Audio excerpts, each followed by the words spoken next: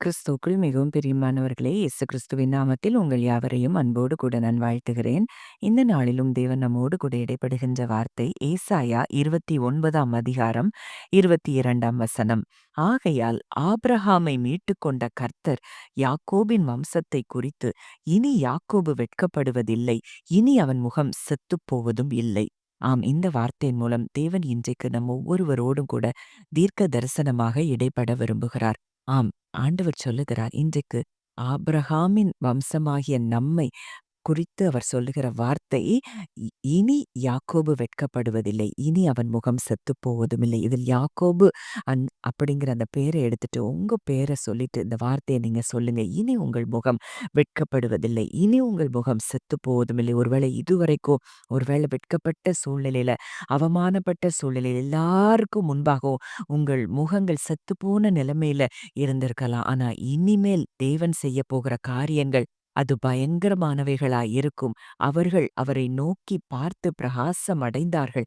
அவர்கள் முகங்கள் வெட்கப்படவில்லை என்று சொன்னது போல, இன்றைக்கு அவரையே நோக்கி பார்க்கிற உங்களுடைய முகங்களை அவர் பிரகாசமடைய செய்கிற தேவன் என்பதை நீங்கள் அறிந்து கொண்டீர்களானால், இன்றைக்கு உங்களுக்கு இருக்கிற என்ன வெட்கமா இருந்தாலும் அதிலிருந்து நீங்க முதல்ல உங்க இருதயத்திலிருந்து நீங்க அதிலிருந்து வெளிய வரும்படி தேவன் விரும்புகிறத நான் பார்க்கிறேன். இல்ல, என் முகத்தை பிரகாசிப்பிக்கிற தேவன் ஒருவர் இருக்கிறார்.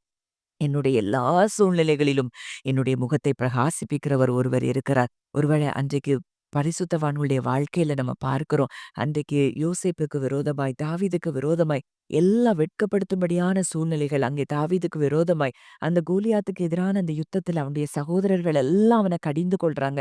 நீ ஏன் இங்க வந்தன்னு கேட்கறாங்க. அப்படி ஒரு அவனை வெட்கப்படுத்தும்படியான சூழ்நிலைகள் தான் அங்க இருந்தது. ஆனா அங்கே தேவனையே நம்பி அவருடைய உடன்படிக்கையே சார்ந்து இருந்த தாவீதுனுடைய முகத்தை தேவன் பிரகாசிக்க செய்ததை நம்ம பார்க்கிறோம். யோசேப்பினுடைய முகத்தை அவர் பிரகாசமடைய செய்ததை பார்க்கிறோம். அங்கே தானியேலுடைய முகத்தை அவர் பிரகாசமடைய செய்ததை நம்ம பார்க்கிறோம். அப்போ இன்றைக்கும் உங்களுக்கு ஒருவேளை அப்படிப்பட்ட ஒரு வெட்கத்தின் சூழ்நிலைக்குள்ள நான் இருக்கிறேனேன்னு சொல்லி நீங்க நினைச்சீங்கன்னா, உங்களையே நினைவாய் கொண்டிருக்கிற ஒரு தகப்பன் உங்களுக்கு இருக்கிறார். அவரை மாத்திரம் நீங்க நோக்கி பாருங்க. உங்க சூழ்நிலைகள் அப்படியே மாறுகிறதை நீங்கள் நிச்சயம் பார்ப்பீர்கள். எவ்வளவு பெரிய சிறையிருப்பு இருந்தாலும், எவ்வளவு பெரிய போராட்டங்களா இருந்தாலும், அத்தனையிலும் இருந்து உங்கள் தகப்பன் உங்களை வெளியே கொண்டு வருகிறதை நீங்கள் காண்பீர்கள். நம்ம பார்க்கிறோம் ரோமர் 10:11 அவரை விசுவாசிக்கிறவன் எவனோ அவன் வெட்கப்படுவதில்லை என்று வேதம் சொல்லுகிறது. அப்போ அவரை விசுவாசிக்கிற எவனும் வெட்கப்பட்டு போக மாட்டானா? அப்ப இன்றைக்கு நீங்க யார விசுவாசிக்கிறீங்க? மனிதர்களை நம்பி மனிதர்களுடைய வார்த்தையை சார்ந்து கொண்டிருக்கிறீர்களா? இல்ல, என்னை படைத்தவர் ஒருவர் இருக்கிறார். என் சிருஷ்டிகரே எனக்கு நாயகர். அவர் எனக்கு எல்லாவற்றிற்கும் எல்லாமுமா இருக்கிறார் என்று சொல்லி நீங்க அவர நம்புறீங்களா? இப்ப அவர நம்புற யாரும் வெட்கப்பட்டு போக மாட்டோம் என்று சொல்லி வேதம் கற்றுக் கொடுக்கிறத நம்ம பார்க்கிறோம்.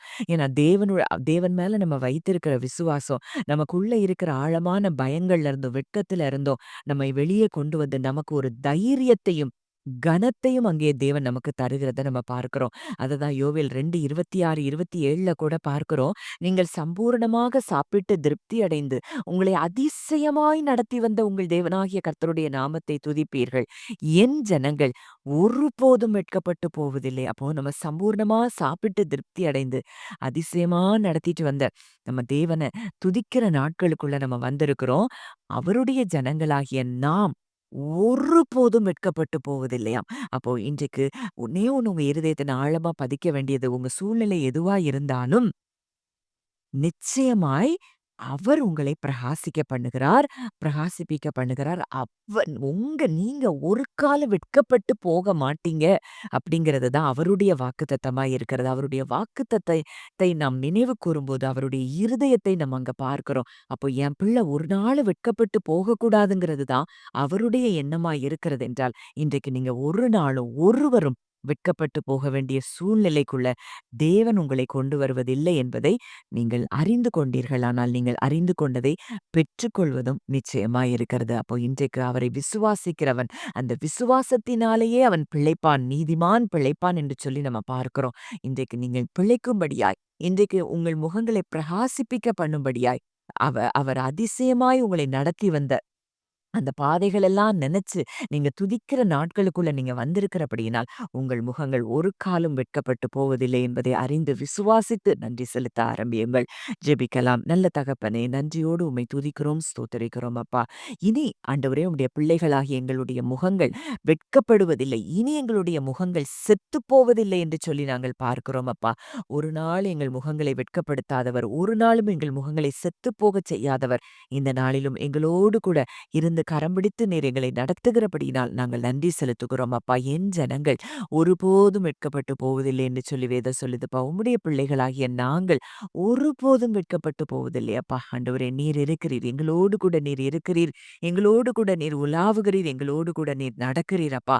ஆண்டவரே, உம்முடைய பிள்ளைகளாக இருக்கிற எங்களை யாரும் எதுவும் ஆண்டவரே எங்களை கரம் நீட்டி பேச, ஆண்டவரே அப்பா எங்களை ஆண்டவரை குற்றப்படுத்த யாராலயும் முடியாது என்பதை நாங்கள் அறிந்து விசுவாசித்து உமக்கு நன்றி செலுத்துகிறோம். அப்பா, உம்முடைய பிள்ளைகளாகிய நாங்கள் ஒருபோதும் வெட்கப்பட்டு போவதில்லை என்பதை அறிந்து விசுவாசித்து உமக்கு நாங்கள் நன்றி செலுத்துகிறோம்.